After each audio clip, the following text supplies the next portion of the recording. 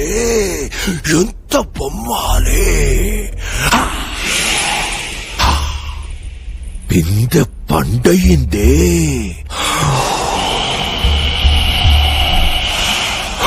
అమ్మో బొమ్మాలే, నిన్ను చంపి ముక్కలు ముక్కలు చెయ్యాలని వచ్చానే, కానీ నిన్ను చంపా.